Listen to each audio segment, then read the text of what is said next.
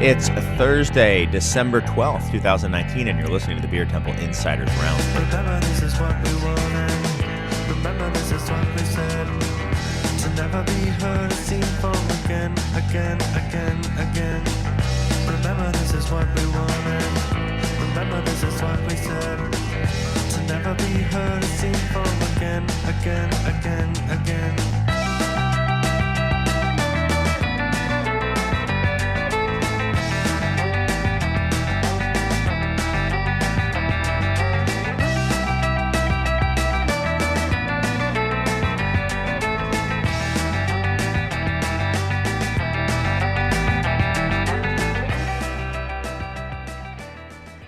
Hello and welcome to the Beer Temple Insiders Roundtable. I'm your host, Chris Quinn, coming to you as I always do from Studio B here at the Co-Prosperity Sphere in beautiful, slightly chilly, although moderate for the time of year, Bridgeport, Chicago.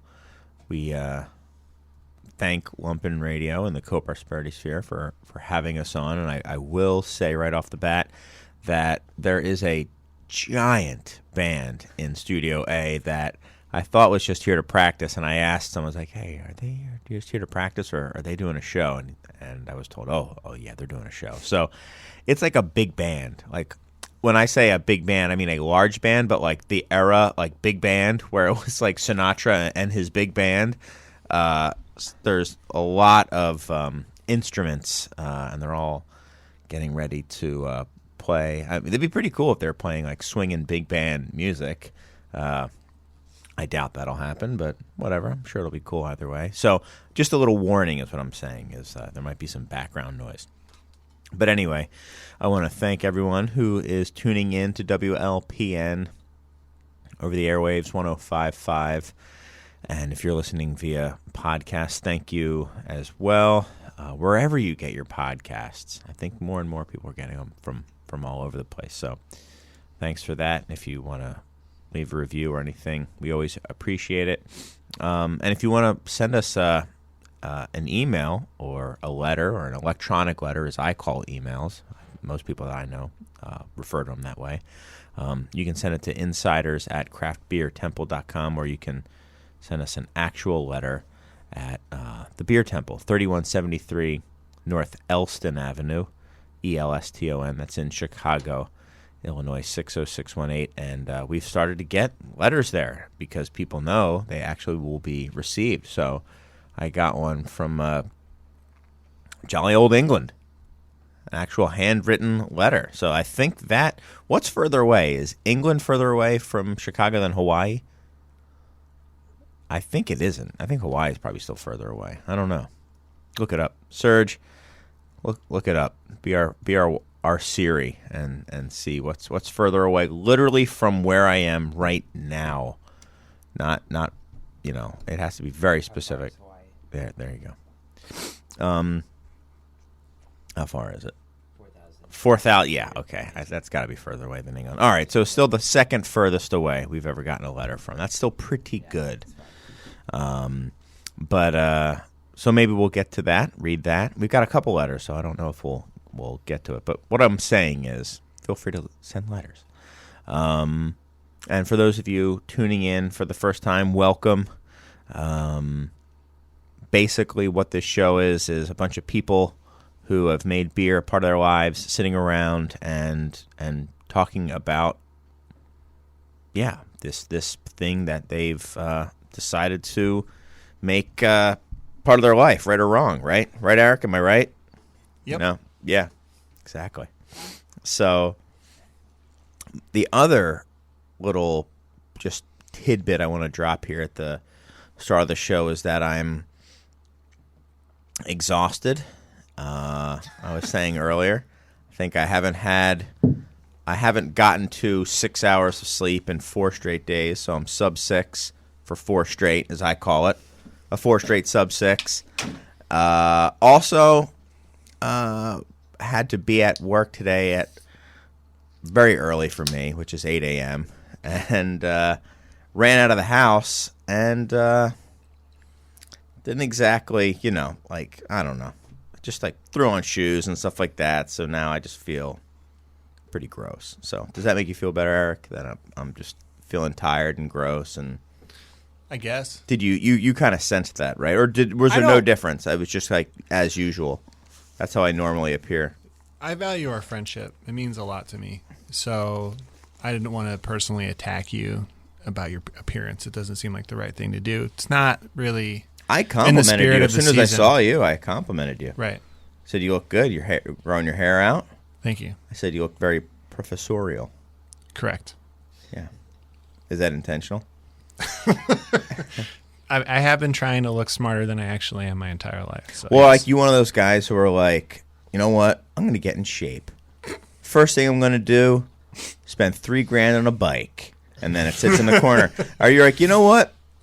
No, it's I'm going to get my Peloton. PhD. I think I'm going to go into education. First thing, get some elbow patches on this little jacket. You know, start looking smart. I got this shirt at Farm and Fleet. It's pretty much the only place I shop for clothes. Or really but I did, anything. Yeah. Yeah, I get my feed there as well. Do all my shopping. Right, but I did buy this shirt from the professorial department. Got it. So yeah, I mean, I guess that I have been kind of Animal husbandry, maybe. Yep. Cool. Well, you're looking good. Thank you. That's what I'm. I appreciate it. And I'm glad to have you back. Oh, I have to say that Eric's opinions, as well as Jake, my other guest, they're their own, and mine as well. And Serge, if he drops an opinion off mic that gets caught on a hot mic sitch, these are our own opinions. They're nobody else's opinions. They're not the opinions of any other company or any other thing that we may be affiliated with. Certainly not Lumpin' Radio. We would never think to try to pass off our own opinions as the opinions of Lumpin' Radio. So just, Lumpin' Radio doesn't think Eric looks professorial. I think that. So just with that said, I'm very happy to have my good friend Eric from Half Acre on. We introduce people in order of seniority. And we were saying it's been a minute. I think the last time we hung out was after wrestling, right? Usually, yeah. Yeah, we went and saw an AAW show at the Logan Square Auditorium. Yeah, I saw a man get smashed through a door. Yeah, and I think he had a punctured something. Lung. Yeah, he was injured after that for a while. Yeah, he was messed up. We're glad he's back in action, though. Yeah, we are. We're definitely glad. I also saw people take some shots with steel chairs to the head that I don't know if that would fly in some of the bigger leagues these days. It's true. It was a little cringy, but it was a good time. It always is. I always like cheering at the expense of other people's long-term health. And thank you for the invite and for the introduction to AAW. Love them. Yeah. They have a show next weekend. Yeah. We should go. I will say, I'm down. I will say 2 weeks. There is a certain to all you listeners out there, Eric is very much a professional wrestling fan, and his love is true and deep. But I will say he likes to compare some of the wrestlers physique-wise to himself in different ways. Sometimes joking, but there's this one guy, the Texan, right? What's that guy's name? The Lone Star Stallion? Yeah, Lone Star Stallion. I don't think I've ever seen him wrestle without you mentioning how that's what I would look like Absolutely. if I was a professional wrestler. Kurt the Lone Star Stallion, one of my favorites. The first show I went to at Logan Square Auditorium, there was just this guy who's kind of tall and kind of lanky. And it was the first time I had seen an independent show, and it made me realize, like, if I took my shirt off right now and decided to go in the ring, that is exactly what I would look like. So I should not give this guy any crap for the way he looks. I will say then, you must look pretty good because he looked. Compared to me, He's been bulking up. Oh, okay. Yeah. Okay. He's the real deal now. Yeah. Okay. Maybe he always has been. I don't know. But since he's entered my life, he's definitely got a little more tone. working on his I'd be a appearance. combination of Baby and Paco. It's kind of AC? AC Baby and Paco is more what I would be like. Sure. But anyway, Shout out to all those guys. Remember the show we went to where they were drinking the Mars beer? they were drinking Mars beer. How does that happen?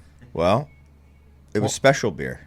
Yeah. And we were with two beer industry people who were very excited to just be up there with the wrestlers. And I'm sure you guys would have loved it if they had been representing either of your breweries. But hey, drinking good craft and Next time. next time. Well, thanks for coming on, dude. Much appreciated. It's great to be back. I'll be here every week from here on out. Okay. Everyone. So Great. I don't know if that's a blessing or a curse. Yep. But thanks for having me. Christmas Eve. Yep. See you here. New Year's Eve. Yep. I'll see you here. You're gonna have to run the board and the show because I won't be here for either. And Serge is asked off as well. But that's cool. But I yeah. appreciate it. No problem. You can bring back the Zombie Dust Radio Hour, perhaps. I would People love still to. ask me about that. If Mike and I were speaking, I would totally do that. Yeah, I was gonna leave that one alone, but since you brought it up, I saw Mike yesterday. We had the release of Iswa's new beer, which I've heard you have categorically boycotted. It's called Method Dust, and I think it's really sad that you've refused to even try it. I mean, he's your, some would say, brother from another mother. Your Yakima brother, let's call him. And, he says he doesn't want you to try it, but I think that secretly that it hurts him that you won't try it. Good. Man, that's so cold. All right, well, moving on. I don't want to, I'll just leave that. Is my next guest is, most of you guys know him as Hot Take, but his actual name is Jake. Jake Guidry. Correct. Chris, Which- you got it. Again, yeah, every I time we did. go through this rigmarole of you trying to pronounce my last name, but I know. you've gotten it every time, so kudos to you. Yes. I'm very forgetful of last name No, pronunciation. that's fair. So, That's fair. It's not because I don't care. It's because my mind doesn't work very well that way. You and I had a very nice conversation the other day. We kind of ran into each other at a mutually appreciated bar Yes, with the Green of course. Lady, I The guess Green we Lady. could say. Yeah, of friend course. Friend of the show. Yeah, Melanie's great. I as a sales rep, I call on that account, and it's one of my favorite accounts to call on, just to go there on a Tuesday and talk with her and just kind of see some other reps and kind of get a kind of vibe of what's going on in the city from other breweries. Yeah. And so I try to make that my last stop in the day, and then I ran into you and was having a beer, and we got to chat. It was actually kind of fortuitous because that was right when the was Kings the and day- Convicts the and day of Ballast that. Point news came out. So you were the first person I got to talk to about it, which was kind of perfect. Oof. I'm sure we'll talk about it at Yeah. some point today. And then the other Eric from Half Acre stopped by, and we all started talking about it. But then we quickly got onto who makes the best hot dog and important stuff. We quickly, Yes. got to the real deal. Yeah. Wait, did you guys talk about who made the best beef and We did. Philly cheesesteak too? Yes. Yes. He has very strong opinions about that stuff. He did. He does. He does. That's how the whole thing started. We talked about all sorts of local, what would you call it, like utilitarian cuisine, local everyday cuisine. He's very into that. You want to know a fun fact? I hope this I do. is I want it to be relevant fun, to this It's better be conversation. fun. and I want it to be a fact. It might not be either. Yeah. That was a really not cool, Neither fun, nor totally fact. BS story. So we did a really fun event with Vienna Beef. Fact. It was fun. in September, and that's right. it was a really great time. We went and they have like a company store in Chicago. They don't really manufacture much of either hot dogs or relish or any of that stuff here anymore. Oh, but- really? Even at the factory isn't really. They're not. Yeah, and I don't think I'm breaking any news when I say this, but but I mean, I thought it was pretty surprising. He let me know that there are more hot dog stands in the city of Chicago than there are McDonald's, Burger King, and Taco Bell's combined. In the city. In the city of Chicago. I believe that. Well, first of all, there's hardly any Taco Bells. Sure, not enough. Never enough. My son That's is the red obsessed. herring is the Taco Bell. Yeah. There's only like 4 Taco Bells. Okay, Right, exactly. Sure. But no, there that is more that- than there that's are, surprising. In-N-Out Burger, Jack in the Box. Yeah. Waffle House. Waffle House combined. There's more beer temples than there are. The other thing is, I guess people really don't want to see how the sausage is made. Wah, wah. Wow. I had to say that. I was going to get it out. Shout there out no matter Chris. what. We got to get this big band to do the bum out there. Yeah, right. I thought there'd be more bopping from the band. Yeah, we need Yeah. some bops. It's still early. But yeah, that was good. And I was drinking on Nitro your stout, the Half Acre seasonal that's out right now. Original Reaper. Yeah. Mm-hmm. Were you Very in there good. trying to sell a stout? I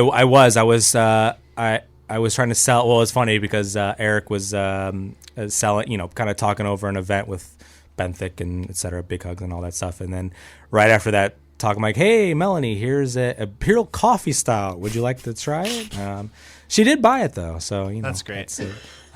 She's the best. Yeah, she's the best. She's the love best. her. She's great. Shout out Melanie, Green Lady. Are you drinking blue Gatorade? It's just water. Oh. Okay. I was a sales rep for Half Acre for a long time, and Green Lady was always one of those accounts that you knew on Tuesday afternoon there's like a 50-50 chance that you were going to be in there for like a little bit longer than you should be. But you get the like best intel in the city of any time, just sitting there at the end of the day. come? Just because all the reps are there, end of the day, you're winding down.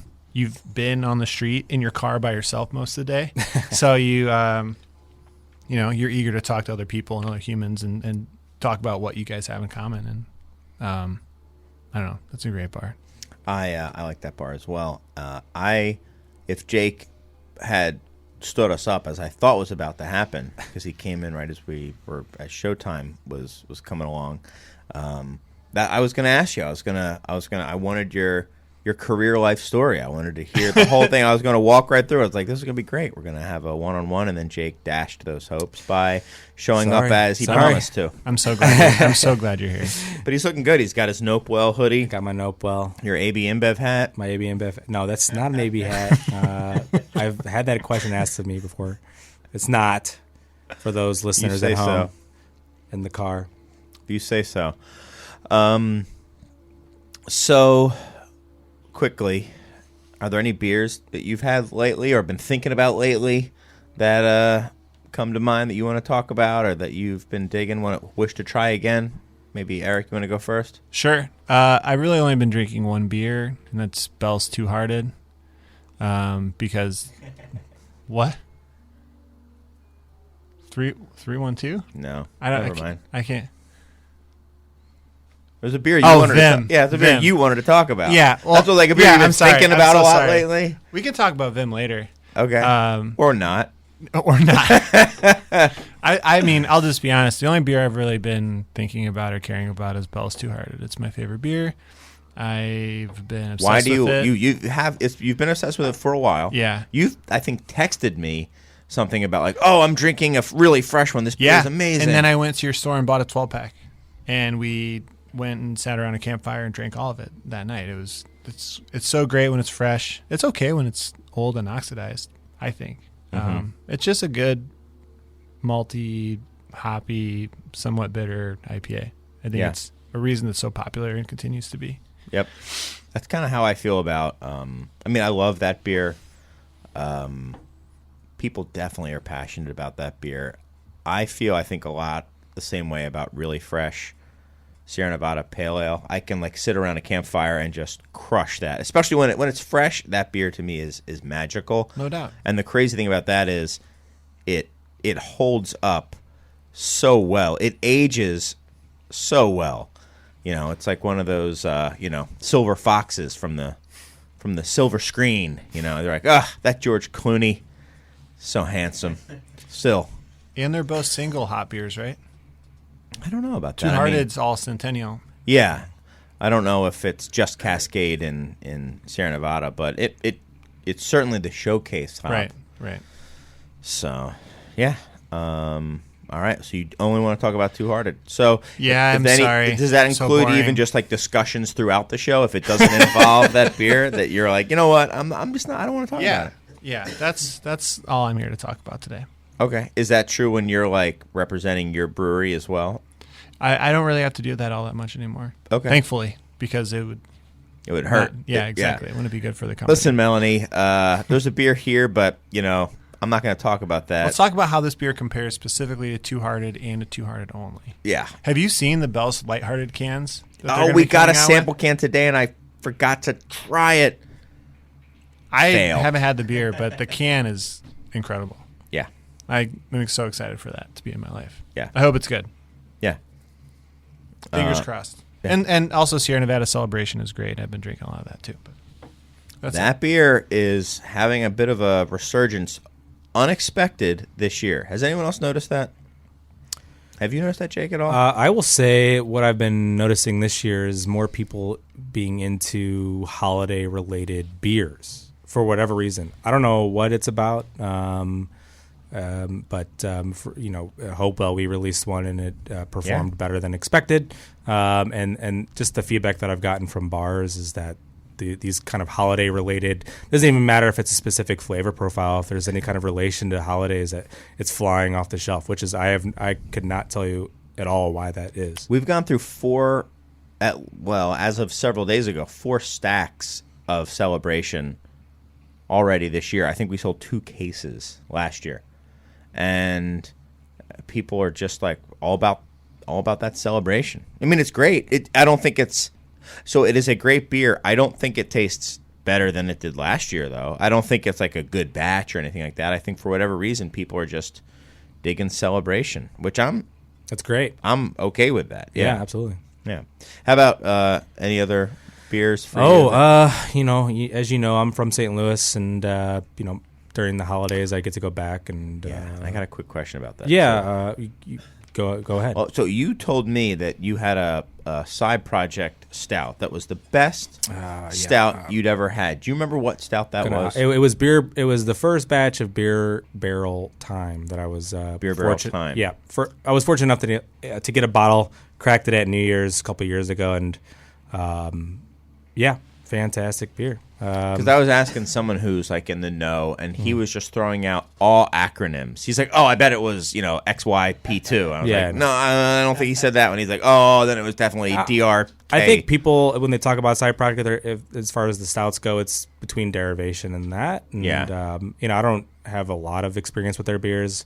At least recently, I was more familiar with what they were doing like years ago, before they became one of those spots where you can't really get anything unless you're like entering the lotteries, entering whatever, standing in the lines. So, but yeah, that beer was great. But I'm not here to talk about that beer.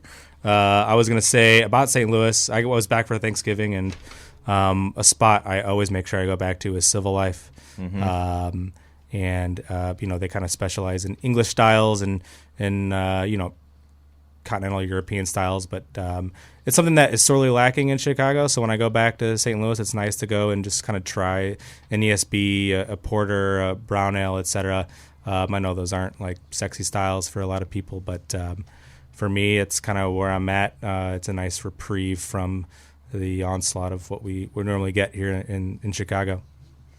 Let me ask you a question. Do you think we are anywhere near PKs? PKs. Have we reached PKs? Not PK. Shout out to PK. Shout out PK Shout out to in New PK. York, repping Ryan Hall. Yeah, we love you, PK. We're going to talk about 2019 and trends and all that, but in my opinion, this is anecdotal, of course. I work for a very small brewery. I talk with people. We've already given everyone knows it's your opinion. Yeah. Well, just saying that I Disclaimer. I don't work for a large brewery that has kind of the data of I don't have nationwide data. I have Chicago data and a few hundred accounts that carry Hopewell in Chicago. But from what I've heard is anecdotally there's a shift in palate a little bit. People are getting a little bit fatigued off the hazy in terms of how sweet they present, maybe lack of bitterness.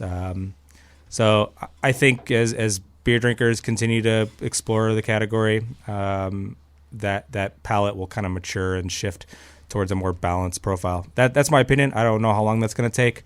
But you're saying anecdotally you're seeing evidence of that, or is this pure when I hope? I would tell it's hope. It's hope. It's well that I hope this. When I show a IPA, for instance, that has some bitterness and some dryness, I literally have beer buyers thanking me that it's not New England style juicy hazy with that low bitterness, and so I know that the buyers are fatigued. I don't know if that means I don't know if that translates to the consumers being fatigued on that. Might be a trickle down effect. But I do think it is. I think if people are getting tired of it, I think it's just a matter of time before that starts to course correct a little bit. I don't think that style is going to go away. Of course, I think it's here to stay, but I don't think it's going to be, as big of part of the category as it is currently. Okay. And how about you, Eric? Are we at peak, melon nectar, or are we Guava? No, are we at peak haze? I think so. You think we're at peak right now? I think so. So we're like at It's the not. top. That's not informed by anything. For me personally, it's like I think that's why I keep going back to Two Hearted, is because I don't want a beer that's super sweet and whatever. I have a just hard want time an knowing if IPA. it's me being And I can't drink wanting like more. Yeah, right. more. I can't drink more of them. Is it my personal Yeah. preference that because my Doug Valicki, the beer cruncher, had a predictions blog post last year, and mine was that by the end of this year there was going to start to be some hazy pushback. I said by the end of the last quarter, I think. And I don't know if it's quite there yet. I might have been 6 months off, but I still think it's coming. I'm ready for it. I don't want I don't want that style to go away. I want the good ones to continue to be good and popular, and I want some of the other ones that aren't good to fade out. And I don't wish harm upon anybody, but I do want the content of what's in the glass to matter more than the hype. Right. And that's rarely the case. That's why I really like, Bell's Too Hearted. Bell's Too Hard. Well, that's why, I think there's validation to a GABF award judging panel and FOBAP. I think those people, when you have these beers in front of you, all you see is, or all you taste is what's in the glass. You don't see the label. You don't know who it's from or anything like that. So when something's really good, like I had never had the Old Irving Beezer. Yeah, Beezer. That beer's great. Mm-hmm. I'm glad that they got the attention and recognition. Yeah, that they're they doing got. great work over there. Yeah. Yeah, they are. And I'd Cocktail game is on point as well. Food game is very solid as well. So it's a complete package. and there's a great karaoke spot right across the street.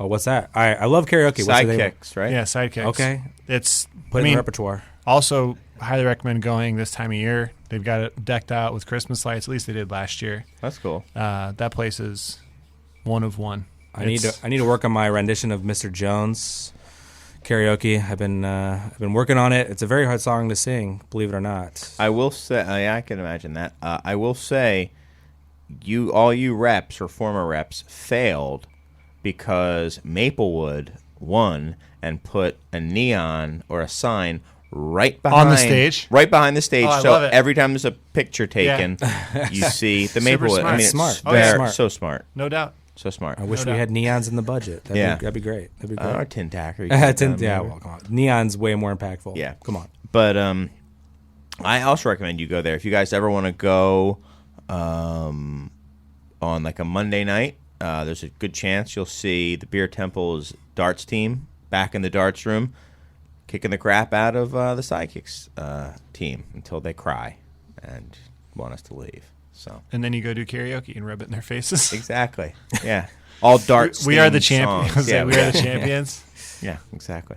No, that place is great, and the people there are very cool as well. But I don't know how we got to sidekicks. I don't know. I'm pretty sure all I'm literally saying- nobody listening cares at all. All I'm saying is that there's a lot of hazy beer out there right now. and I not think all we of all it's agree. good. That's all I'm saying. Will there be more to come? Because I think Yes, no doubt. so. We're not at We're- PKs. No. Okay, you said you thought we were. You're I said- fed up with it, but you think it's Yeah. going to get worse before it gets better. I There'll think be more I think before we're- there's less. We're getting close. Well, Yeah, define really worse. I mean, are we talking? Are we at PKs in terms of how much people are drinking it, or are we at PK? Or do you mean PKs in terms of how many different hazy beers are being produced? I mean, those are different things. Are we at PK production? PK's production. No, because there's going to be the long. There's Right. We're still like, even if we decide that haze is bad now, there's still like production schedules that are months out. They're going to get made. Those beers are going to get made. We'll find out if that's the case a year from now. I mean, that's a number I'm throwing out there, but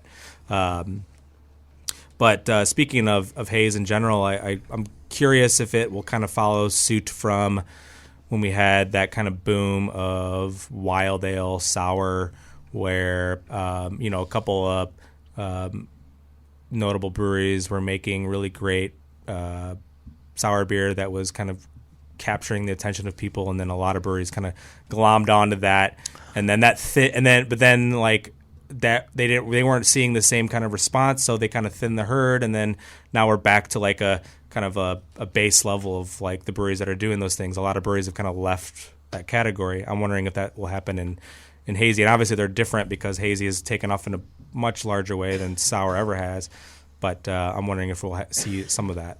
Yeah, I do remember the one. I have to mention we're listening to 105.5 FM WLPN LP Chicago.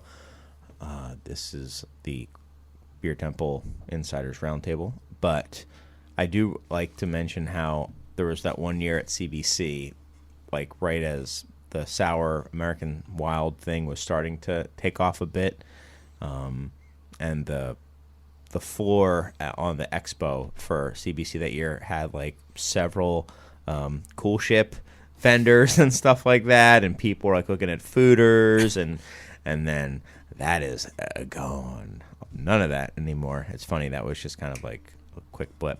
Why don't we Was it quick? What the switch away? I think that it was a quick blip of every brewery putting together a wild program. That was, I think, pretty short-lived. I think that was less than like 2 years, I think. The thing that sucks about that is it takes like 2 years to get one up and running. Yeah. Yeah. But like everybody was like, oh yeah, we're getting a cool ship in. Right. I mean, nobody says that anymore, but there was a year Sure. where I heard like several upstart breweries being like, and we're also getting a cool ship. We're doing a bunch of IPAs, but we're getting a cool ship as Right. well. I mean, you see a lot of hot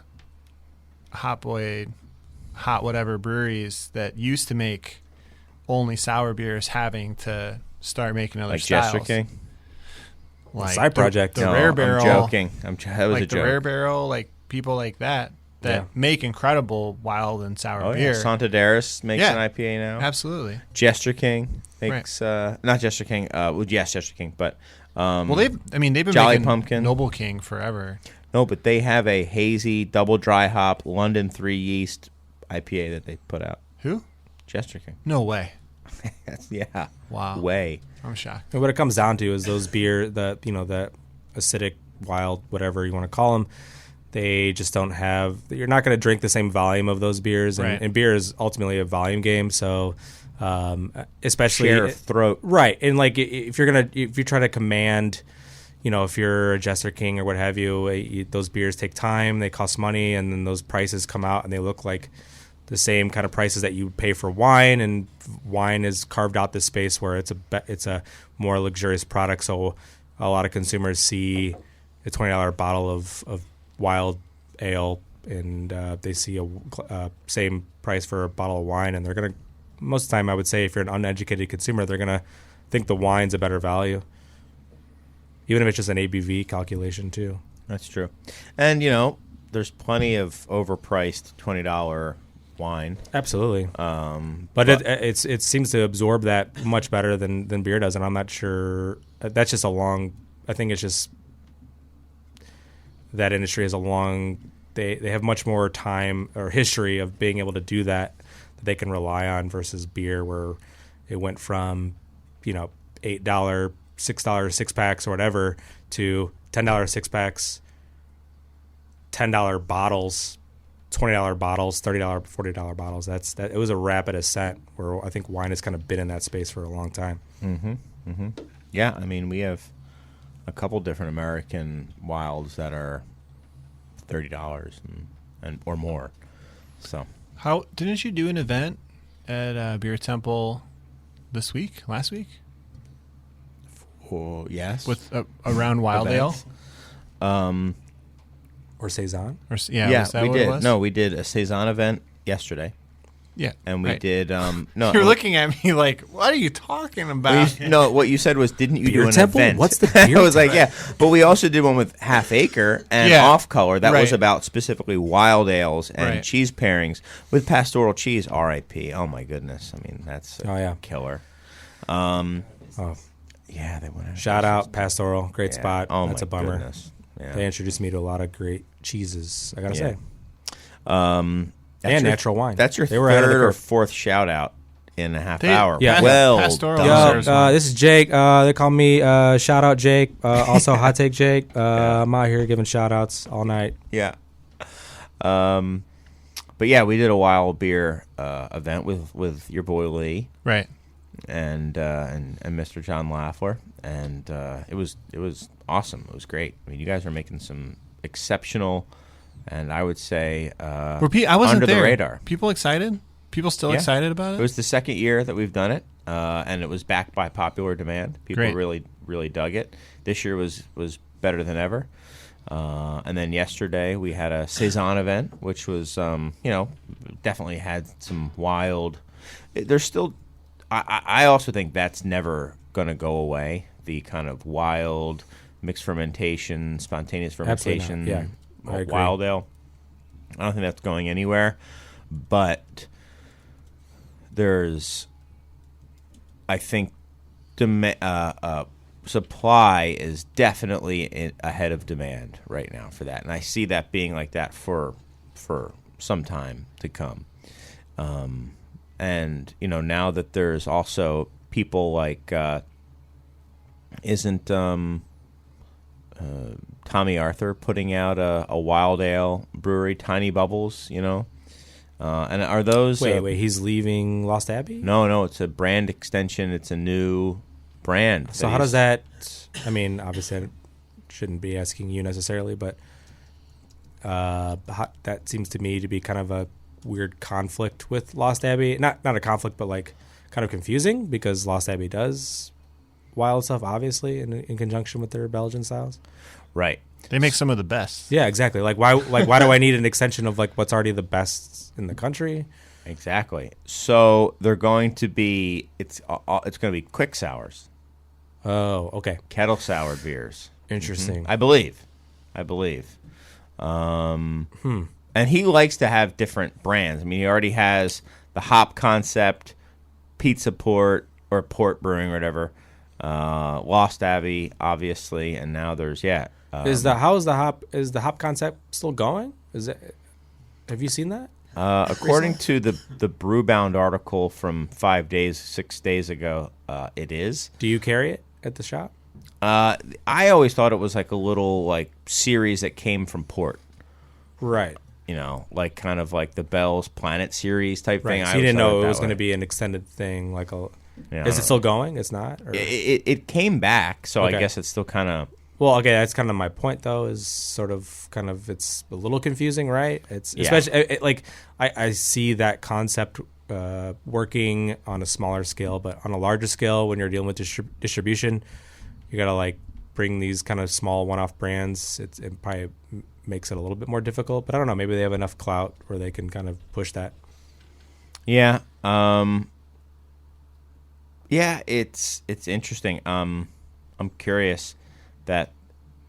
Yeah, I'm curious how the quick sour, kettle sour type thing is how it affects the more wild sour game. I don't know.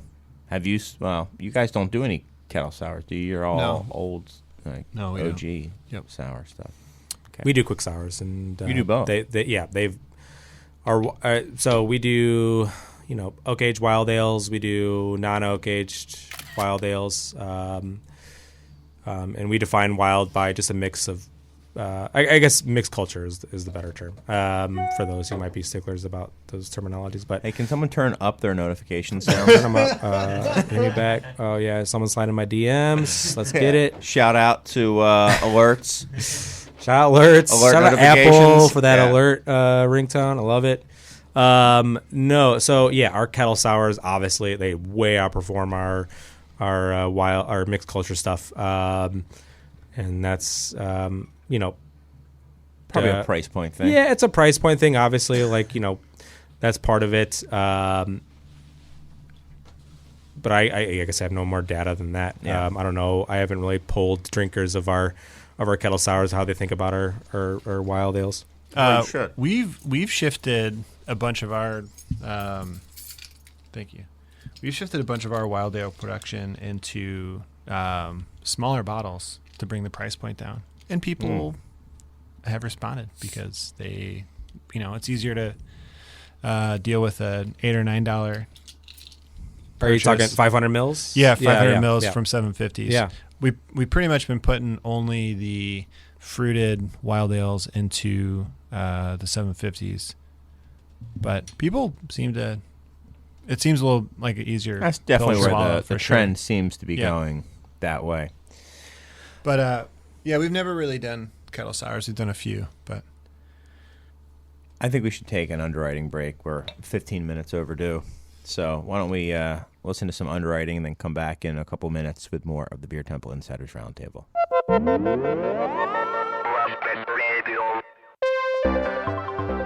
Lumpin' Radio is supported by Mars Community Brewing Taproom and Kitchen.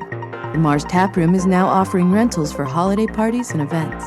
Mars also offers catering and hospitality packages for private and corporate events of all sizes. More information about how Mars can serve your private party needs is at marsbrewing.com. What's Mars is yours.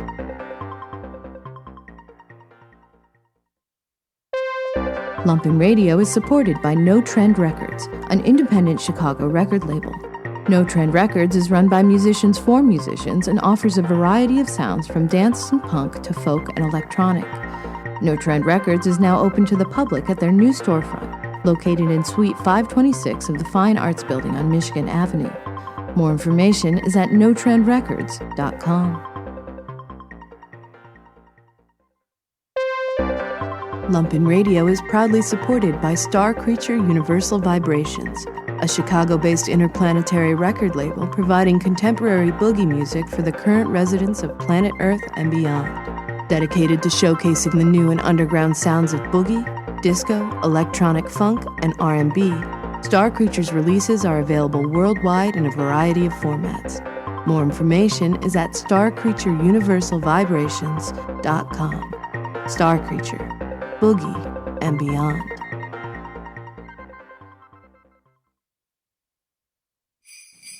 Oh, hey, John, watch out. Oh, man. Are you okay, John? Yeah, I'm okay. I just tripped over this big bag on the floor. Yeah, that's all the Toys for Tots. Mario Smith and Lumpin' Radio are helping La Rabida Children's Hospital get toys for deserving kids this year. Ain't that sweet? It is. Folks can drop off toys at the Co-Prosperity Sphere and the Promontory. More locations will be announced soon. I love helping kids, don't you, Johnny? I do, but I'm troubled. How come, Johnny?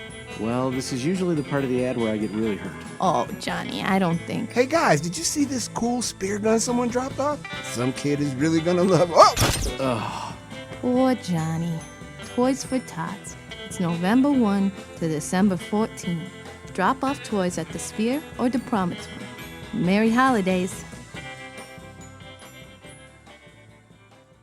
Welcome back to the Beer Temple Insiders Roundtable. I am your host, Chris Quinn, and I've got a new burst of energy. That's now just gone away. But I'm joined by producer Serge and Eric Kapraun and Jake Guidry from Nopewell Brewing. Just per his... What's the deal with your Nopewell shirt? If you don't know, you don't know, Chris. Got it. I'm cool with being out there. Yeah. I have a question. Who does the best British accent? All right, everyone's saying. You want a right proper British there you accent, go. mate? Read it, and Oh my god! here you go. We got a This is postcard. what I was born to do. Yeah. All right, I'm about to read a letter from the young chap who wrote us in from let's see here, somewhere in Britain, London. Oh yeah, you just had an election today, and it did not turn out the way that I had hoped. But How did it? Oh, We'll talk about yeah, that yeah. later. We don't need to talk about politics here. Labor Day Dear Insiders Roundtable, hot take: British real ale sucks. No one takes care of it. Even at Fuller's, it was mediocre at best, and assuming the cellarmaster knows something. By far, the best breweries in London are those of I can't say this word. Bundonsey Beer Mile. And you know Beer what? Mile. Yep, that's They're what all the Colonel trying to is. be American That's the craft Colonel. breweries. And brew by numbers. Yep. Greetings from London Beer. Honeymoon. Greetings from the American London writing Beer it. themed honeymoon. Adam and Holly.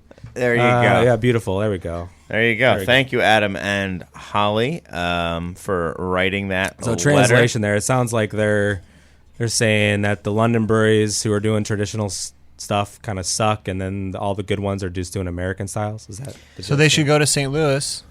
That's what it sounds like. Yeah, you want a real Burton-on-Trent beer?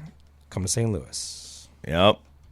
I've had Burton-on-Trent beer in Burton-on-Trent. I was at the Bass the pub across from the old Bass Pro Shop? Bass Pro Shop, exactly.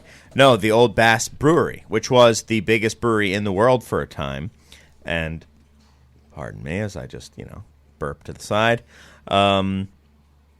And it was talk about, it was still so that the old Bass Brewery has been shut down, and it's really just a brand that's been shifted around. But this was where all the brewers would go, and they had this little area in the back, which wasn't necessarily better than any of the other areas, except it had this weird kind of like cushioned benches that had like a step to get up to them. So there was like a step and then another step where you would sit, and then it went around almost like pews in this like L shape. So they were just raised. And apparently you had to earn your right as a brewer to sit there. And there were some like OG, old man, old brewers, old Bass brewers, because they were still alive at this point. And no, I'm assuming I hope they're still alive. So, having beer off an engine from Thornbridge was what we were drinking mostly, but they had other stuff as well. With some of the original, not original, but some of the, actual Bass brewer, brewers from Burton-on-Trent. And I think some of them were Marston's brewers who was still there, and that was pretty unbelievable.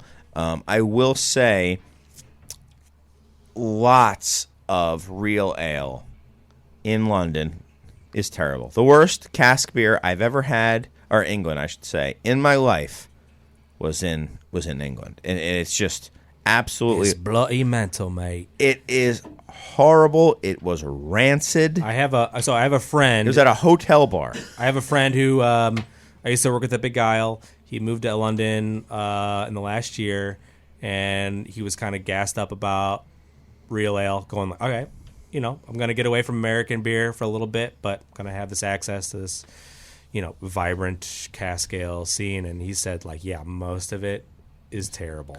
But some of it is great. And a lot of the U.S.-inspired British craft breweries are doing real ale. They're doing cask for several reasons. I think it's, for them, maybe just easier to do. I think it's also maybe easier to break in to those lines versus the draft lines, which I think are really locked down by lager, as they call it there, just lager. And And it was great. I mean, I went to a real ale fest out there, and there was all sorts of British styles and American styles made by the Brits. And I'll also say it's the first country that I've noticed, I'm not saying it's the only, where they've taken the American influence but then re-anglicized it. So American craft beer there is not like American craft beer here, with the exception of, like, you know, Cloudwater, I would say, is pretty darn American. But like the Colonel is, which I think is just one of the greatest breweries on the planet, and it's on that little brewery walk that Adam and Holly were talking about. That is not American craft beer. That is like English-style American craft beer, and it's so darn good. I think when I first had it, I described it as Three Floyds meets Hill Farmstead, because it was just like light and clean and pure. Can you give an and example hoppy. of what you mean by that? Like, yeah, I was just doing it when you interrupted me. yeah. Sorry. Yeah. Sorry. Go on, Chris. No, it was like very like simple ingredients. Very, I think straightforward kind of flavor profiles done with absolute precision, and then highlighting American hops in just a very incredibly vibrant way.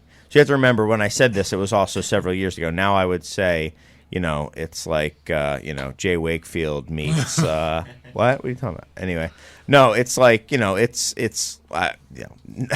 not saying anything about Wakefield. Now I feel bad, like I'm dissing them. I'm not. I'm saying, Three Floyds was like the pinnacle of hoppiness in my mind then. Now it would be like Treehouse meets something. No, yeah, I mean... It should be Three Floyds. Yeah.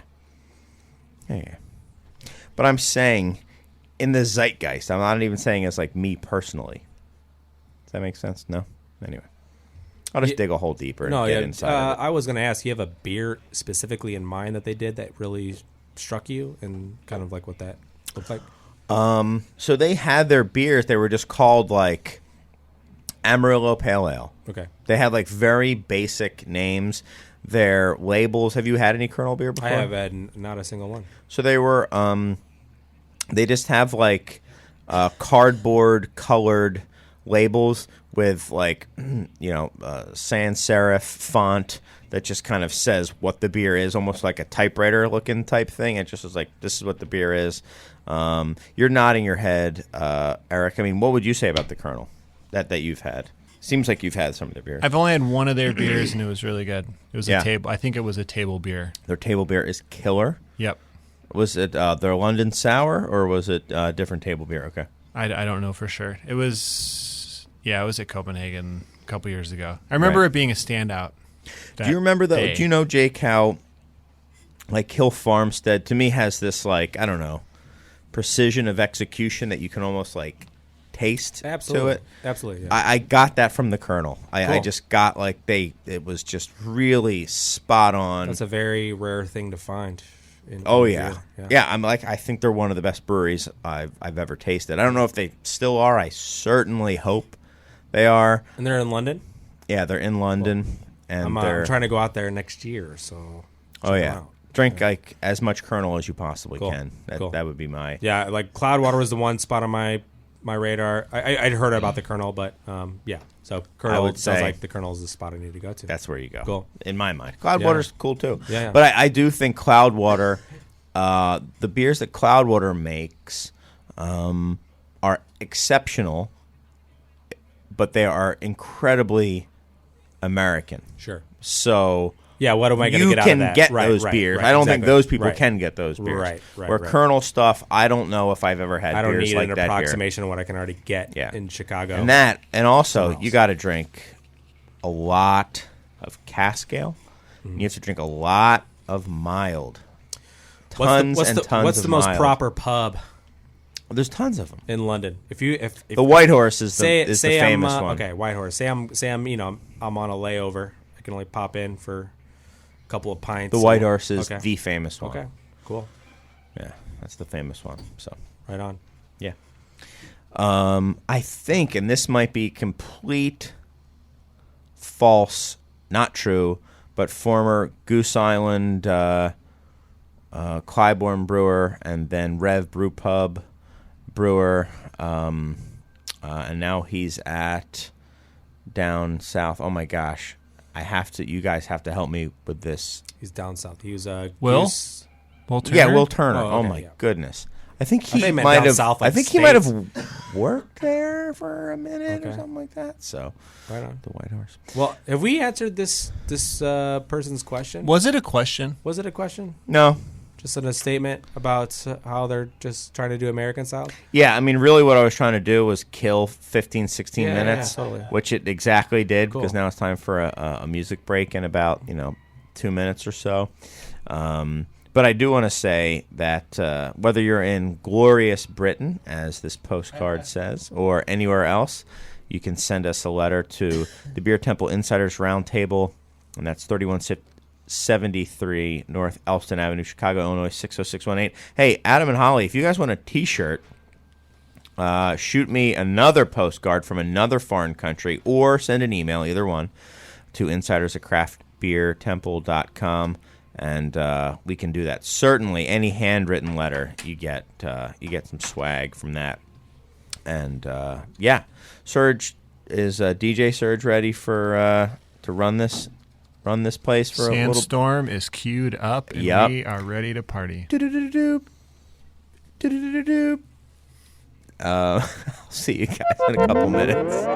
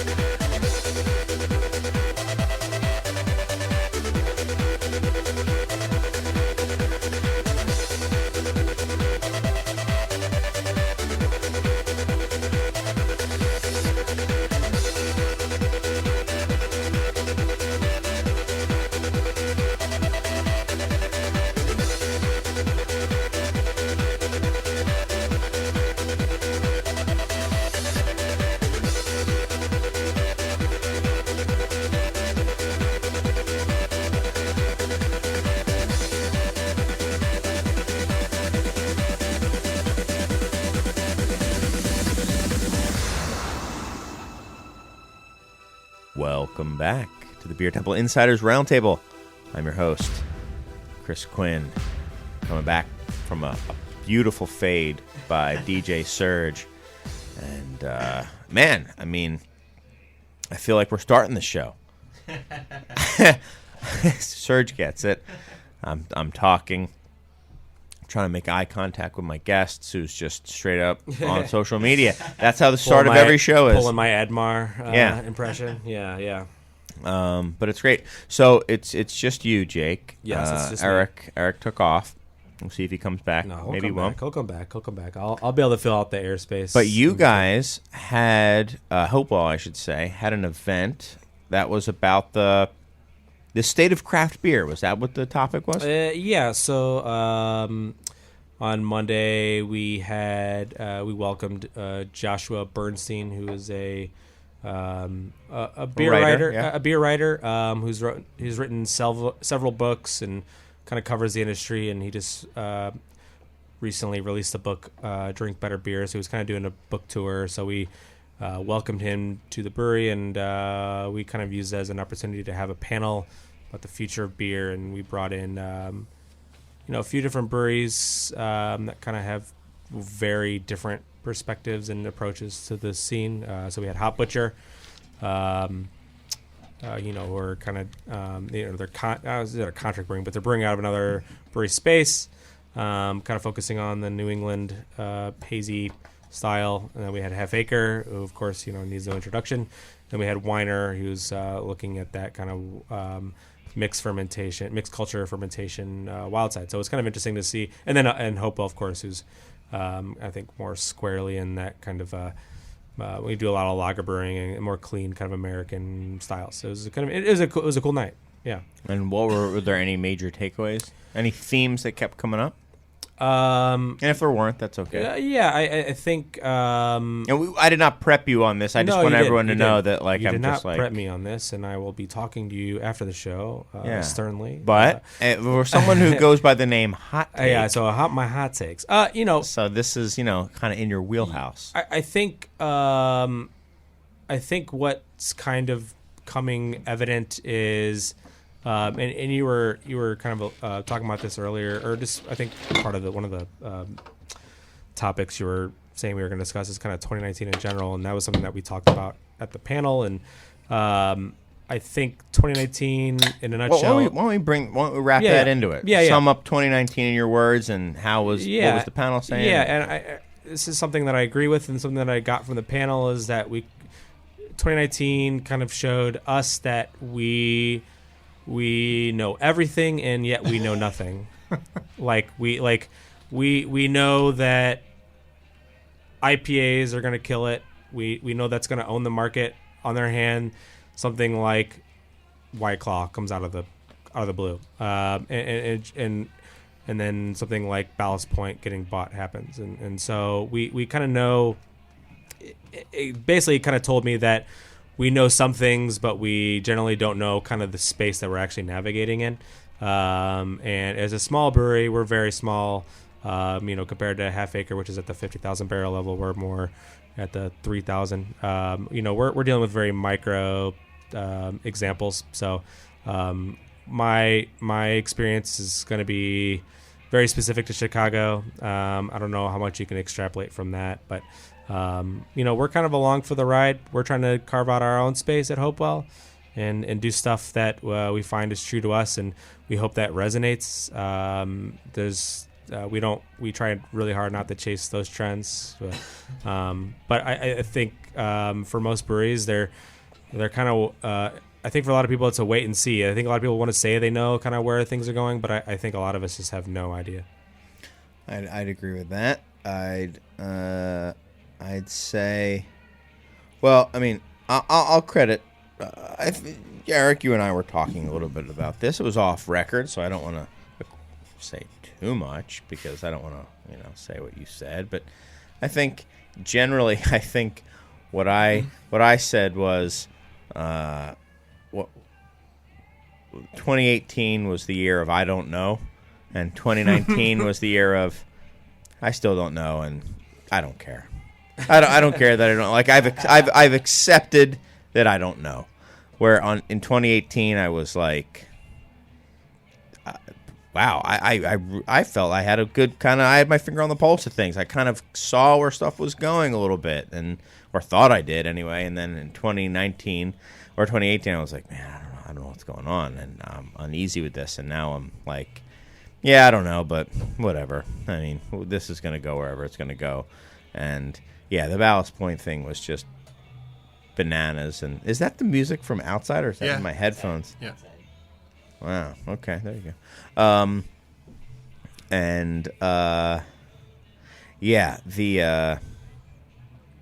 The Ballast Point thing was certainly, and then White Claw, which another thing we were going to talk about. People are talking about. Let's just wait till the weather cools down.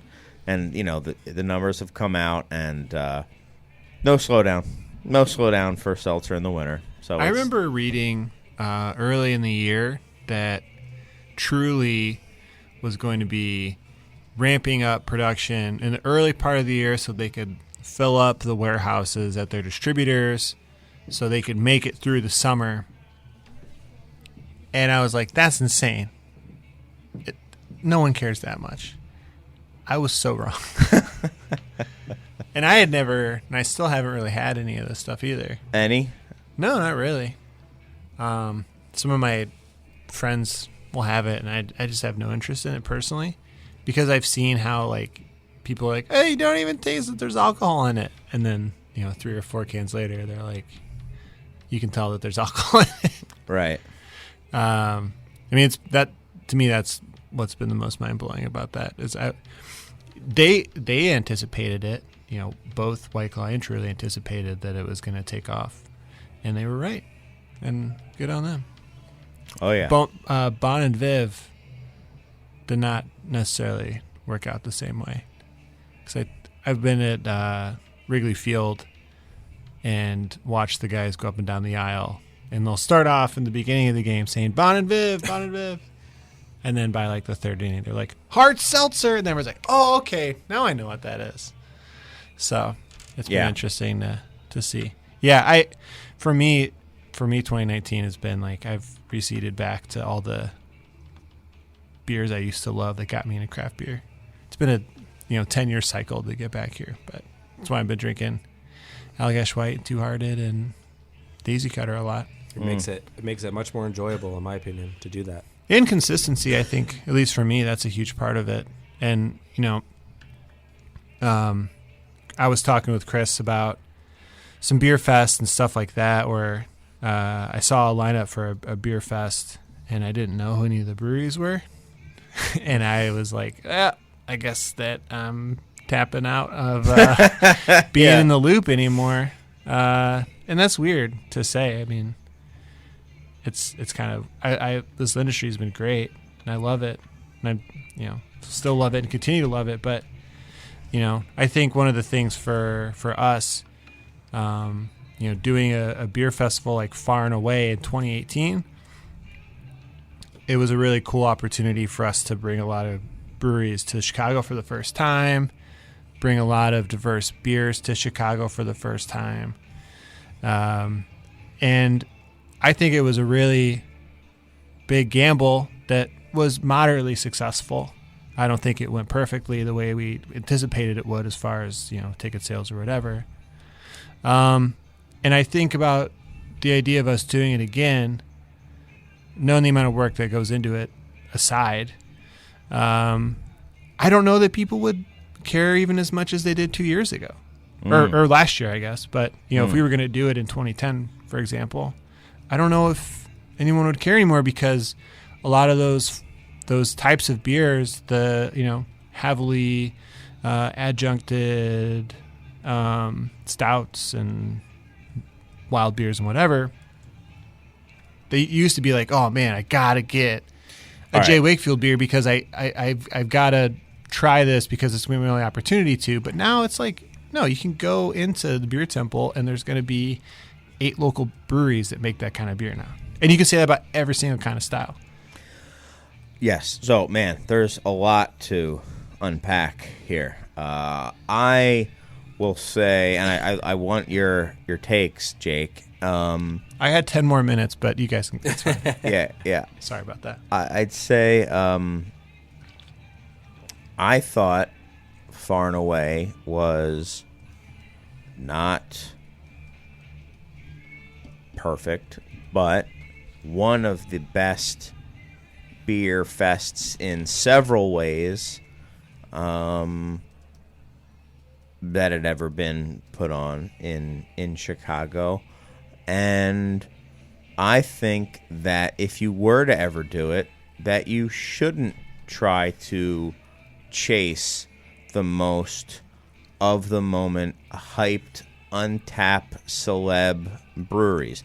Not because those breweries are not making great beer, they are, but I'd say you're going to be bringing in a certain type of you're associating yourself and you're raising up in stature and importance, not the breweries, but a concept that I don't think necessarily jives with Half Acre. I think Half Acre would be more about like curation, kinship, and just like having a good time. I mean, Half Acre's events have always been having a good time is fundamental, and it goes hand in hand with the beer. But that's what it was. It was. For the most part. Yeah.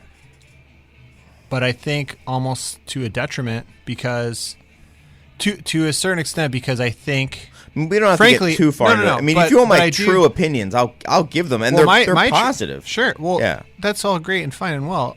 What I think has been the most eye-popping for me personally is how much, and maybe this is like very obvious and it's just been the case and I've just been too ignorant or something, I don't know, but all that matters is hype, period. A lot of times. You're right. And it's You're crazy. Right. You're right on some degree, on this show, I think. But I was at a beer festival a couple years ago. Yeah, and I literally watched people. Huna. Huna Day. And I literally watched people sprint to get in line for a brewery that I'd never heard of before, and that was like the start of this whole 18-month process of like.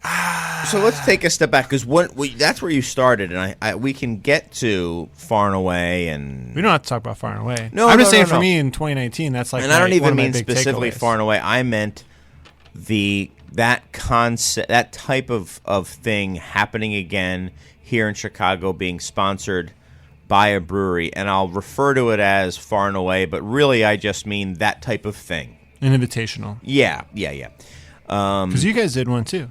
Yeah. Oh yeah, we did Act Natural, which was very much smaller. Very different, how big was Far and Away? How many breweries? How many breweries? 60 some. Yeah, so we're talking a fraction of that. We're talking a quarter of that, and we had some wineries. Obviously, ours is more of a focus on specifically mixed culture beer and right. wine. But we're just now getting into that foray, and we're getting ready to talk about 2020 in next week, actually. So, nice. What I would say is, those breweries for that festival that you just mentioned that you'd never heard of. I wonder, and I'm sure that was a little bit of an exaggeration. I'm sure there were breweries that you had literally heard of in that list, but I'm sure there was probably, would you say 50% or more, 60, 70% that you'd never heard of? Absolutely. 70%? Okay. Yeah. Let's say it's 70%. Like, how old are those breweries then? They're all brand new. Right. And does that mean that these brand new breweries are making better beer? I'm going to say in most instances, no. In some instances, yeah. Some of those breweries are going to be really putting out game-changing stuff. I would say there might be 2 or 3. That'd be my guess. Right. No, but that's good. Right. This is a brand new brewery who is putting out like fundamentally interesting, progressive stuff. And most of the times, that's someone who came from a larger outfit, right, who was maybe feeling a little hamstrung with their creativity and wanted to go do their own thing, and like they have the pedigree of a larger brewery. That's something that people forget about. Is like, yeah, larger breweries are the spots like creating this pedigree of brewers. Sure. And they're not just home brewers coming off the street and like going on a. Well, Sean Hill was at like exactly. Nogna, and exactly. He was he had been other places. Yeah.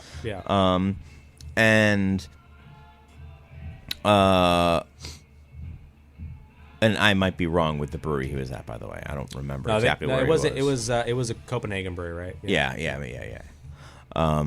So, but my point being, I'm not trying to hate on new breweries, but when it's so heavy with new breweries, it makes you stop and think, oh, these are all,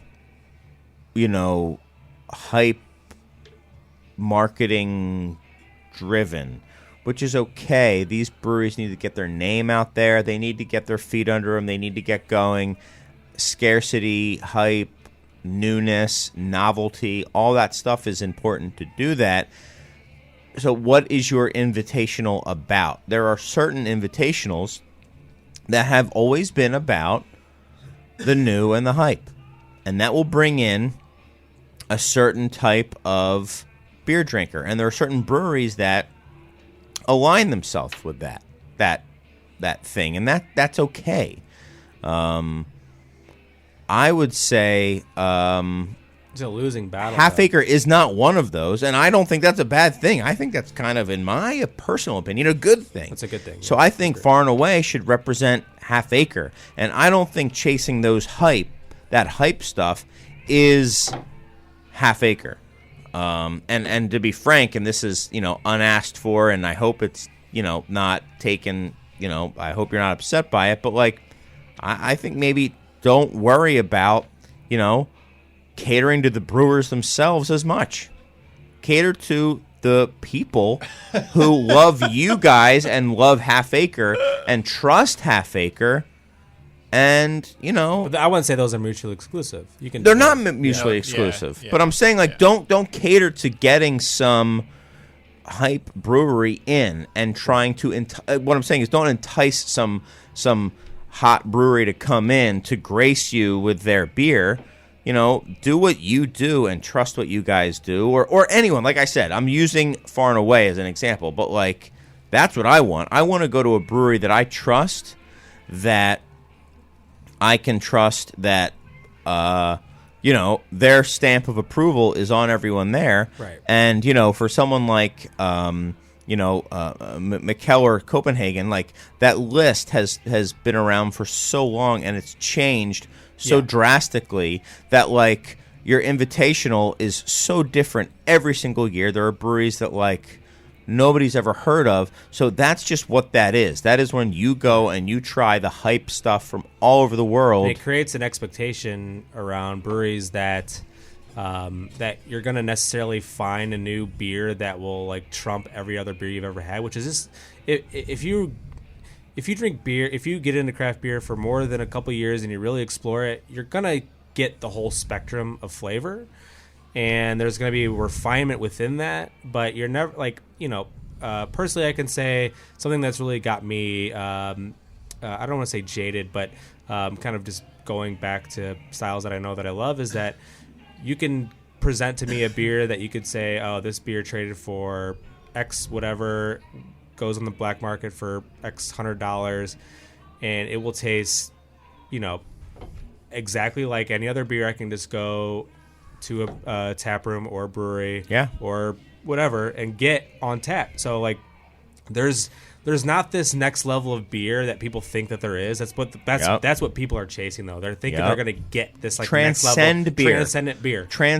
It transcends what beer is, and it's still chasing beer. That moment. It's I chasing learned that moment. with Pliny the Elder. I traded for Pliny the Elder. I've never done much trading, but I traded for a Pliny. I did a KBS for a Pliny 1-Up, and I probably got robbed on that trade back. It's a fair trade. Based on the value back then. Yeah. KBS at that moment in time, I don't care. Right.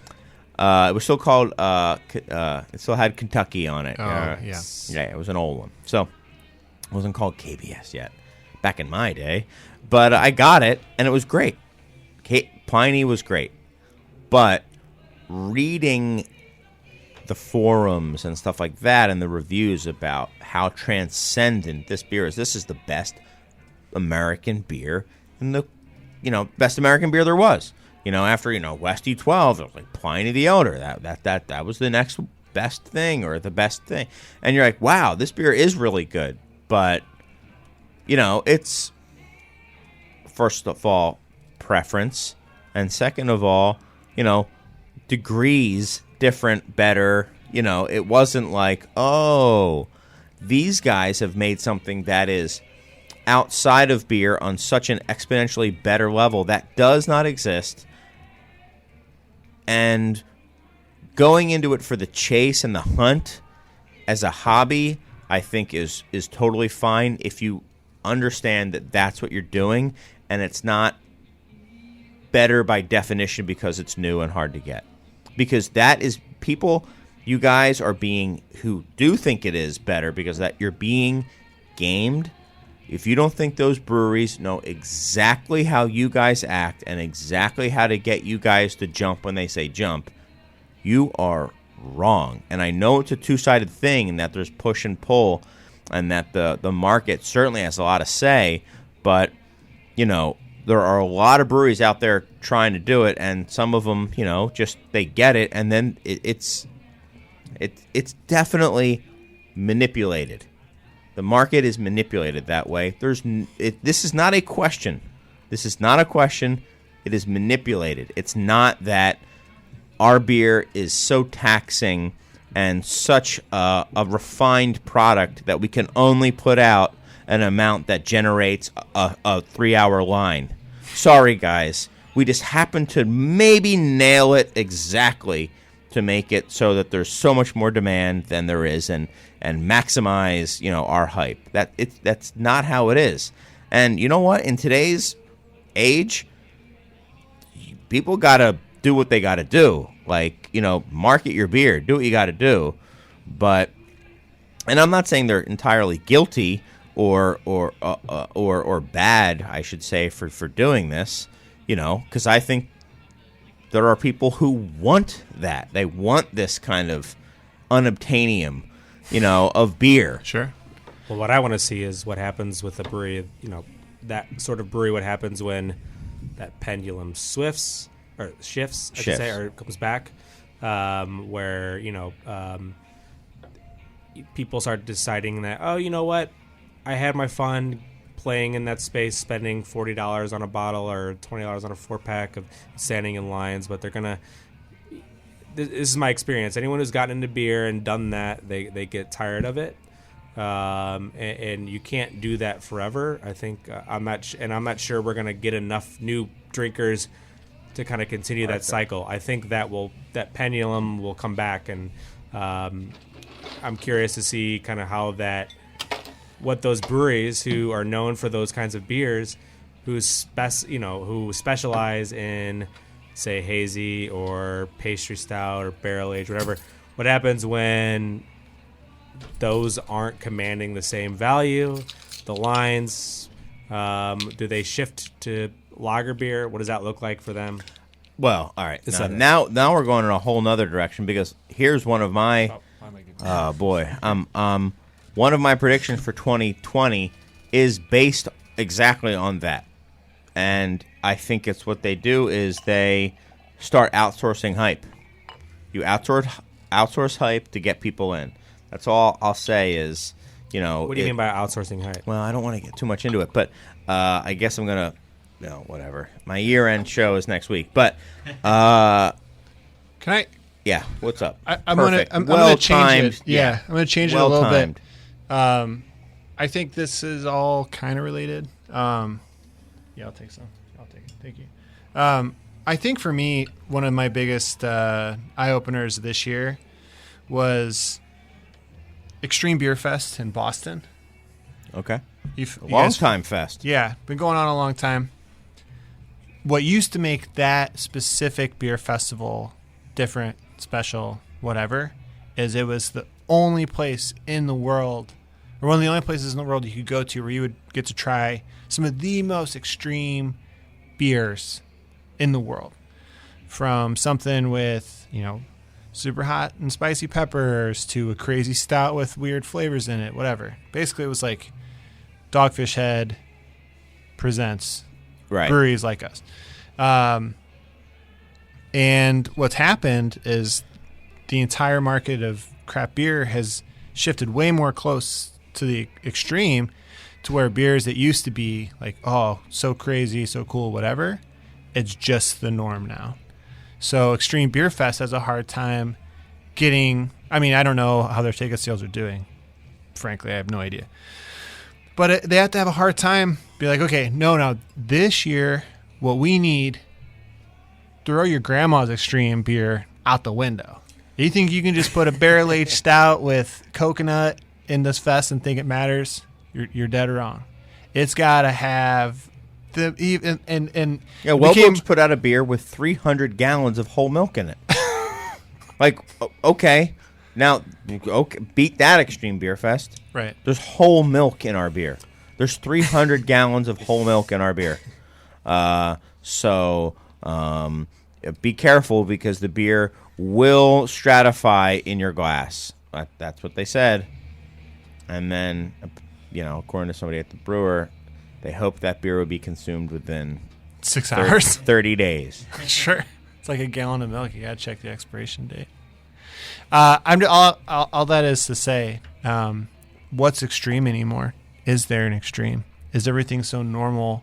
Is that why we all want to drink our milds and our IPAs and our wits? Because we're all worn out by the extreme.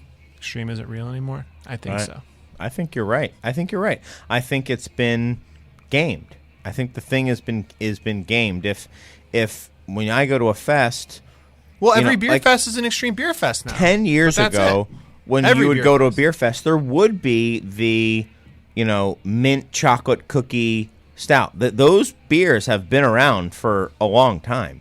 And No they doubt. would be like brew pub beers that would bring them as kind of like a novelty thing. Right. And it would be like a novelty. It would be interesting and, and you would kind of move on and be like, okay, yeah, whatever. That's weird.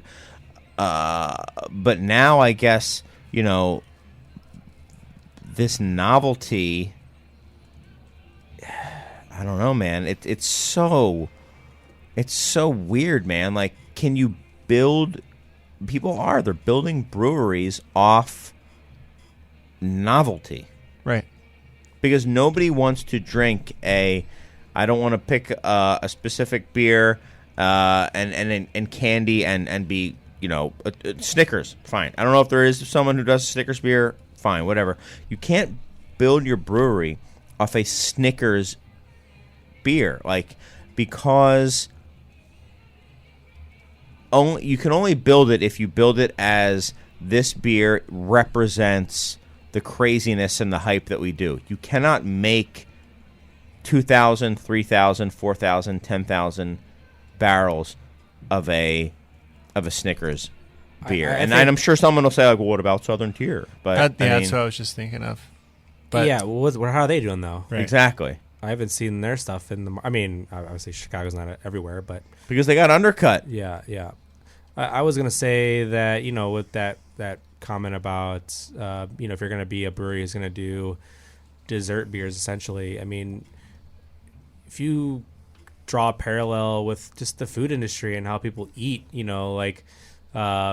there's much more just restaurants than ice cream shops. So this might be like a flippant or just kind of like a dumb analogy to make, but palates translate from food to beer, and how much sweet beer can people drink? I think that's a limited amount. I don't think that trend lasts for long. I think, as beer drinkers mature, they're going to want something that's more balanced and has longevity to it, and that favors styles that are a little bit more tried and true, Pilsner, English style, lager. I think IPAs in the canon of Here's beer. what I I'd think like to traditional see. IPA, like West Coast IPA, I think is right what I would consider that. Yeah. Yeah, I'm down with that.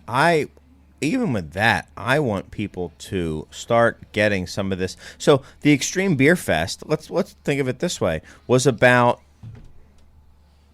creativity and experimentation. And some of it was stupid experimentation, which Right. they would probably say, yeah, this was stupid, but it was crazy. Now, the extreme flavors are not experimental. They're not really that extreme. And they're not really that creative either. It's not creative to be like, oh, this guy does this Oreo beer that's great. I'm going to do a Hydrox beer. That's not creative. So, and I hope, I like this resurgence of Pilsners. And anyone who listens to this show knows that for years I've been talking about how much I love Pilsners. And that certainly changes. So don't make it that I'm a Pilsner hater now. But guys who want to make, crispy boy breweries and stuff like that, there are other styles that are also equally drinkable other than Pilsners as well. So, start exploring, and maybe you can Right. find a little niche. And, I like to talk about the Kensinger out in Philly, and that's a mild, and that's their flagship. I mean, I'm not saying that mild is the next thing. That is far from what I'm saying. Can I make a request out to all the Yeah. listeners out there? If you're a brewery, particularly one in Chicago, and you listen to this, Make please, a shout out, not a request. Make a shout out. I said shout out to all my breweries out there. Someone please make a 80 shilling, just a Scottish ale, not a Scotch ale, a Scottish ale. Yeah. Please, I need it in my life. No one wants to make it. I can't get Hopewell to make it. Here we are. Right. But what I'm saying is, I don't think that you need to these beers and these beer styles have become kind of in the style guidelines because they're already proven as enjoyable by lots of people. So maybe you can tweak them or recreate them or something, and there only needs to be one brewery who makes it in your market. Maybe that's all you need. But you don't just, we need to make a drinkable beer, so we're going to make a Pilsner. Like I don't want there to be a glut of Pilsners out there. Like there's so many other styles. So, well, it's a catch-22 because I mean, for for instance, if we said at Hopewell, hey, we want to make a drinkable beer, we don't want to make it a Pilsner, but we're going to make it a blonde ale. I mean, that right there is dead in the water. It's dead in the water. I mean, there's blonde ales that can exist, but it's a catch-22 in a sense. From Hopewell standpoint, I don't know if we could lead the charge on new style kind of penetrating the market. I think it would require, maybe someone of Rev size to kind of go out there with something like I guess they do Cross the Gold. Cross the Gold. They don't do Bombshell anymore, do they? I don't think so. Okay, so Cross the Gold, but what do they call that? Golden Ale. Yeah, I don't know. I'm kind of rambling here, but I think it's difficult to place that on the small breweries. Sure, it's a lot of easier said than done. Like, hey, Chris, it's a lot easier to sell in a Pils if you call it a Pils. But I do think that there is still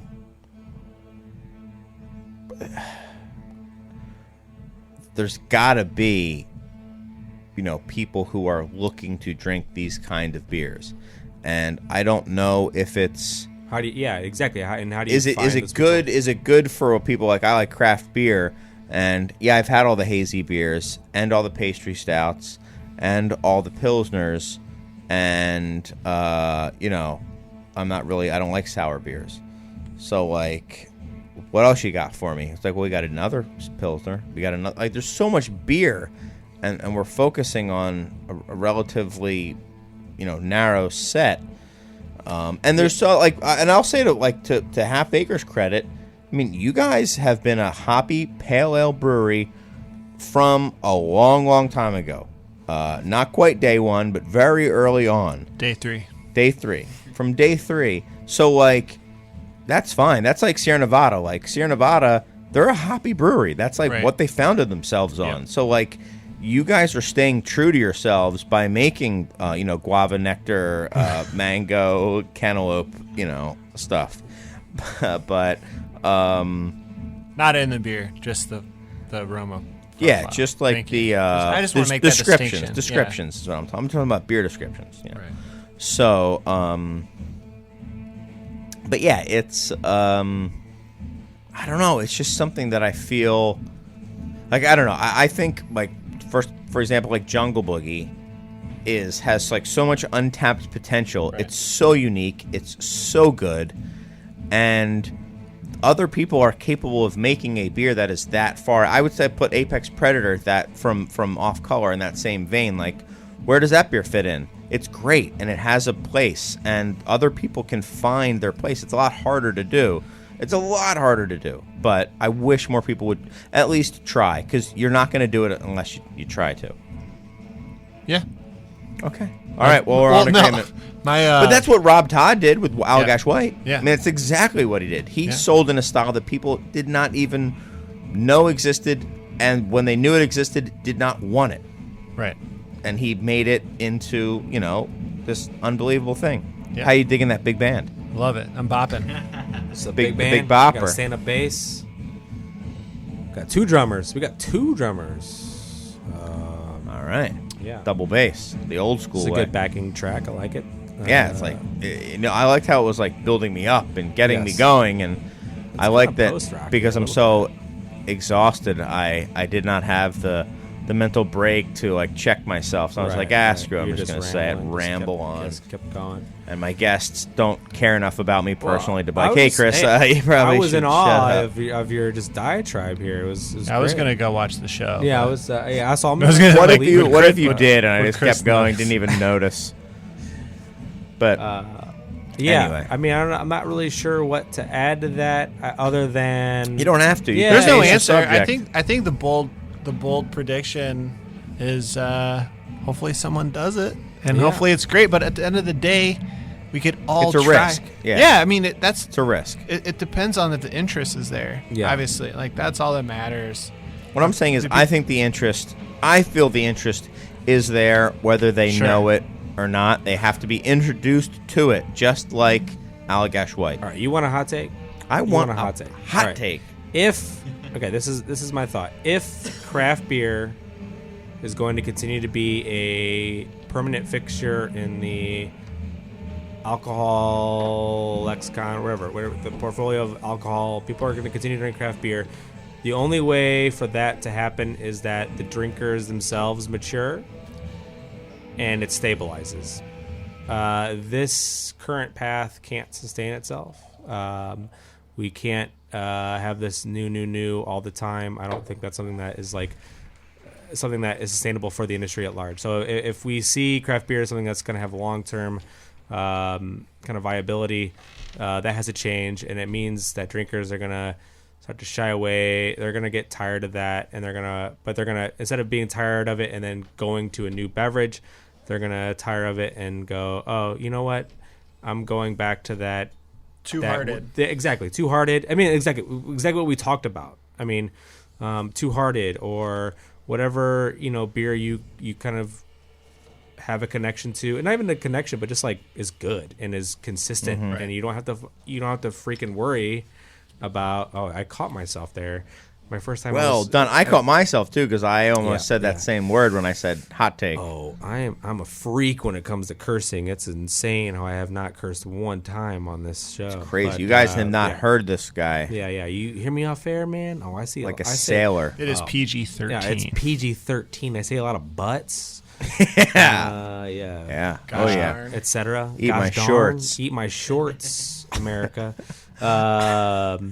Yeah, I really think that's kind of necessary for craft beer to kind of mature. Is we got to get people's palates maturing and like not just going to one kind of style of beer.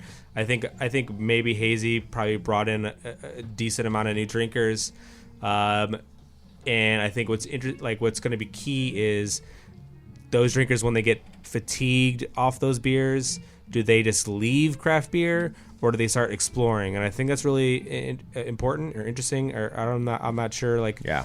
I don't know. There's nothing out there to quantify that and know who those drinkers are. But I think it's important to keep those drinkers and get them exploring and get them on Pilsner. So I was talking with Sean Hill just not a couple weeks ago.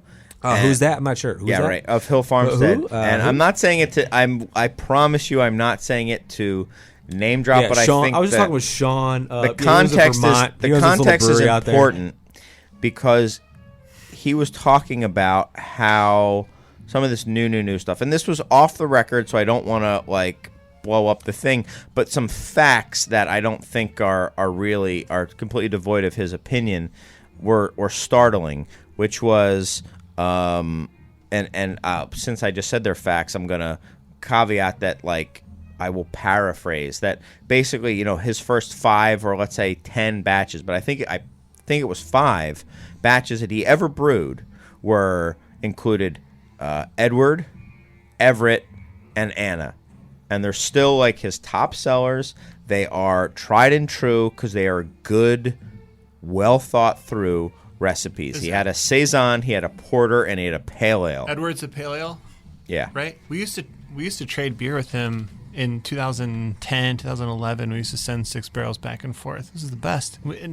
Edward, I had no idea. Edward who is they were. I was like, so man, beer's good. I like this. Cool. Is beer Good. named after a dude? Edward? Yeah, right. That was the best. But the point that I got from that was these are his core beers, and those were the first beers he did, and that's the staple. And those beers have made him and that brewery what it is because they're so exceptionally made. And there's a ton of people in Vermont who don't even engage in this like hype beer machine. They're just like those are just local beers Yeah. at the bar. And that's something Like that a we spotted have to, cow type. right? Exactly. That's something we have to remember as people in the industry is that we are in this silo of information, and at the end of the day, you know, a lot of these folks are they don't know anything about what's trade worthy, whatever. If you're just a person living in Vermont, you're showing up and you know you're gonna have Hattie Top or whatever, and you're not even thinking about it as this coveted beer. It's a local beer. It's not even not knowing about it. It's so entirely not interested Right. in that concept. It's like, you know, trade like sneakers and watches Right. are super hype right now, but that means if someone's going to buy a shoe, they might be fully aware of the sneaker game and are so just not about it. Like, I understand that that's a thing. I have no interest in participating in that. I want something to cover my shoes, cover my feet. And it's the same thing with there. Like, yeah, I get that people are driving up from far away and lining up like Field of Dreams.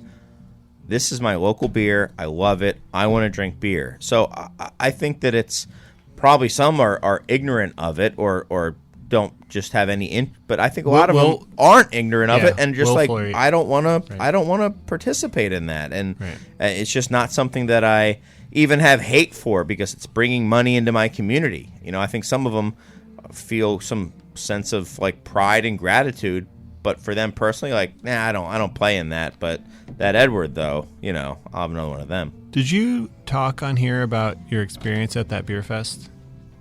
FOFA? Yeah. I don't know. What do you want to know about it? We have a little bit of time. I could talk about it. Yeah, I'd love to. Like, so what do you want to know? Maybe talk about like how they change it up each year. I'm curious. Where was it? I've only been once this year. Was the crowd there? Did it feel like it was locals? I mean, I guess it's hard because they're in the middle of nowhere. Absolutely not. And it was acknowledged that it wasn't. And in fact, there was a fundraiser for local schools, and the person who came in, I thought, was in some way associated with the, you know, local education scene or something like that, and they raised so much money. But they said, you know, the people, you guys are in an advantageous position to be able to afford to come out to this beer fest. You know, a lot of the people who live in this area cannot afford to come to this fest. They cannot afford to come here. You know, there's a lot of people who are below the poverty line or at the poverty line here. So, you know, let's take a moment to appreciate this wonderful thing that we're able to do and give to the local community, you know, that has, you know, this is one of the most beautiful places in the world to drink beer, you know. Yep. So it was very much, no, not local, and very much openly acknowledged that, you know, you are coming in here and you are at a I don't know, an economic advantage over the people who live here. Sure. So, no, it was not local people who are going to FOFA. I think it's all lottery only. I was given the opportunity to go, so I went. I usually don't go because it's the same weekend as Great Taste, and you know, I'm not gonna lie, you know, that's the easy choice for me to make. That's the best one. That's the best, you know. FOFA is great though. Yeah. It's a great fest. And it was awesome, and the beers are exceptional, and it's a beautiful setting. And were people hyped about drinking Edward there, or were they? I don't even know if Edward was on tap there. I don't think it was. We're drinking Hill Firm right now, aren't we? Yeah, we're drinking some Arthur right now. Arthur, yeah, beautiful beer. Yeah. Which thank you. Shout out Hill Farmstead. Shout out to the Kinks, great album. Yeah. By the way, this was extra bottles, and I promised that none of this was going to go for sale. This was, you know, for an event. So you didn't. I mean, no one assumed how you got the bottle. Well, but someone might be listening. Everyone thought to arrange for the bottles to get here. Yeah, everyone thought Fitz from a brewery. My bottles, my personal bottle. No, it's not. Thanks, Fitz. Thank you, Fitz. Oh, Fitz is always. No. These were generously donated by Mr. Sean Hill, and I just want to make that. Thank you, Sean. Very well known that I was not, you know, misappropriating. Of course, the beer. Of course. Yes. So, we got about 3 minutes left. So why don't you sum up? Give me your, what year in beer, or give me your prediction for the next 10 years in beer right now in one sentence. What's the next 10 years of beer hold? And I'm going to hold you to this. In 10 years, I'm going to come back and play this soundbite, Mr. On Eric. me? Yeah. From a clarity standpoint, Sure. In beer and like like a juicy hazy profile, like dusty, like where do you see the dust market going? Are you bullish, bearish? What do you feel? Up market, or what's going on? Yeah, Zombie Dust will be the best beer in the world in 10 years. So why are you hating on it now? I'm not at all. Oh, okay. So you're going to be drinking some Methode, or? I will not drink Methode Dust ever. Okay.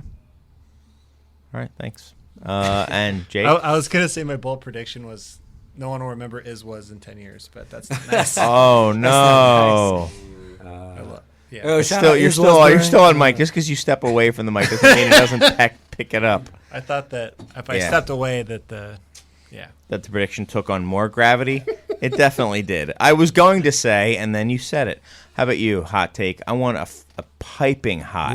You want that piping I hot? want a piping hot take about 10 years from now. 10 years from now. Oh, man. One sentence.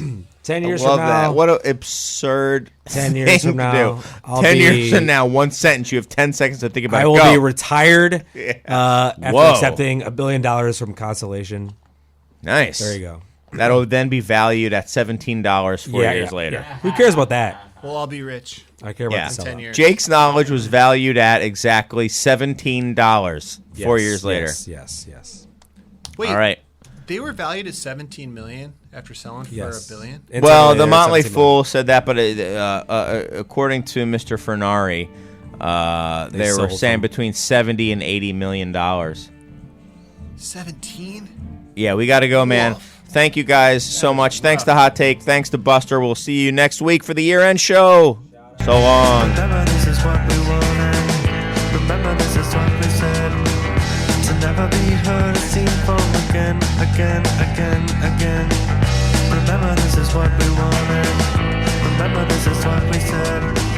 To never be heard or